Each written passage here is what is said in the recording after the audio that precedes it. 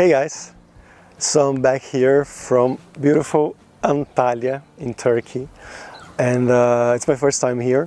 But since I'm in Turkey, I'd like to talk a little more about how my Turkish learning is going. My level is very basic still actually, but we've been here for almost 2 months now, maybe like a month and a half, a bit more.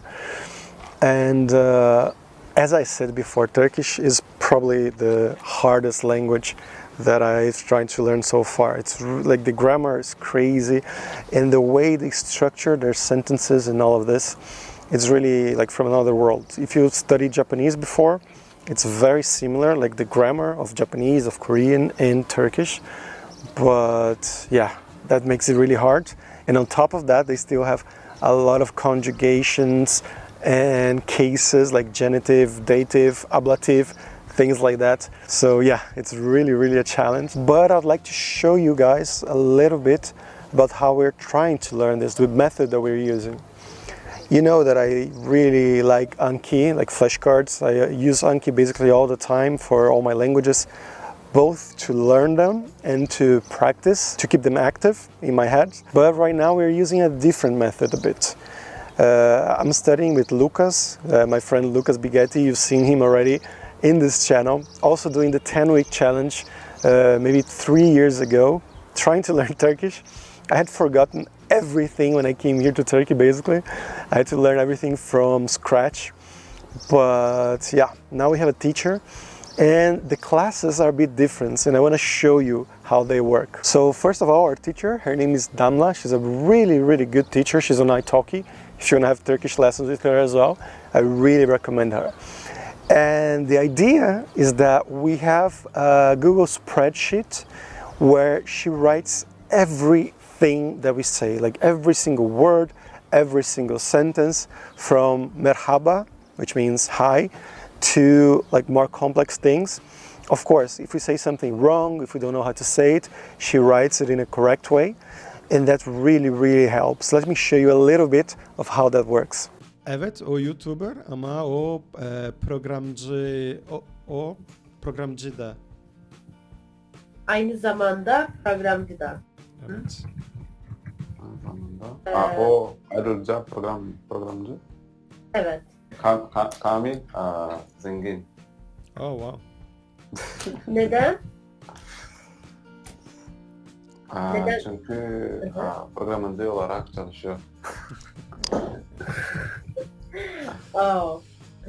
Ben de belki programcı olarak çalışacağım tekrar. So you can see that me and Lucas were just talking the whole time.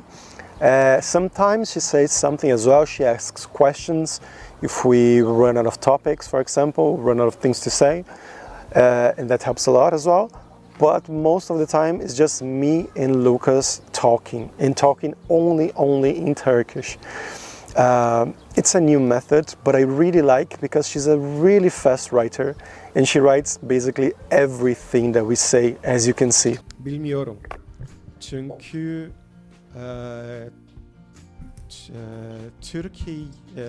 Türkiye'ye gelmeden önce, before coming to Turkey. Oh, that was right. Türkçe öğrenmek istemedim. Ama Evet. şimdi şimdi yok. Ama burada İzmir'de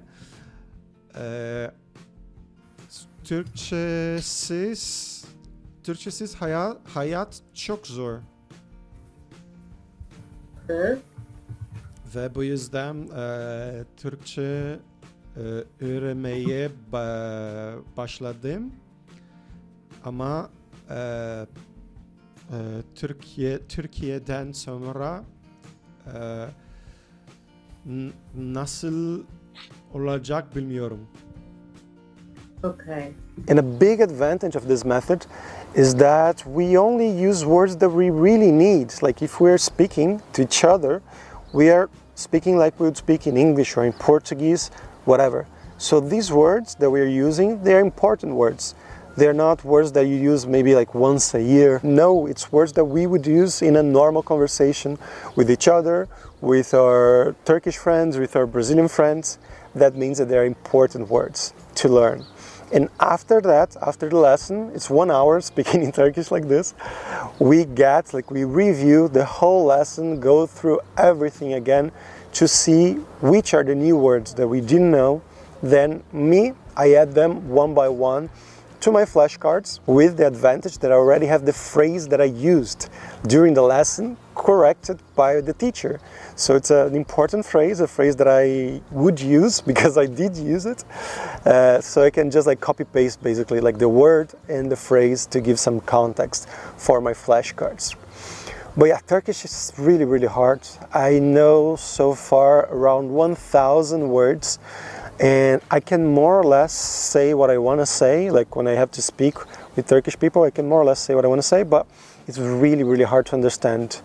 I don't know if it's my problem, but I don't think so because Luca said he has the same thing, the same problem. Speaking is easier than understanding in Turkish for some reason. Maybe it's their pronunciation, maybe it's the speed, maybe it's just the thing of the reverse order because they speak in reverse. But for some reason, that's what's happening right now. We speak and we don't understand the answers, or we do, like more or less, we kind of get the context, but not fully understand. Like we understand maybe 20-30% of what people say, which is quite low, I would say, especially after 2 months. But yeah, I think it's related to the pronunciation and the order. But let me know what you think here in the comments. Hayat adada çok güzel ama 3 ay sonra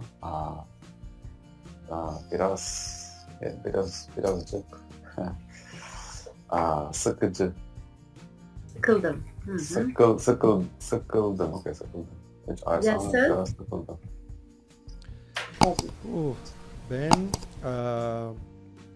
adada hiç yaşadım. Hiç yaşamadım. Hiç yaşamadım. Ama aşağıda yaşayabilirim. Belki Yunanistan'da 3 ay yaşayabilirim. And I think that's it for today. I just wanted to show how it's going with Turkish. I said I didn't really want to go back to Turkish, but since I'm here and since in my city almost no one speaks English, I had to go back to it and learn it from scratch again.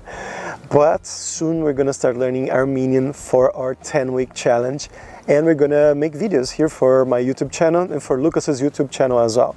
So stay tuned and see you soon. Bye bye.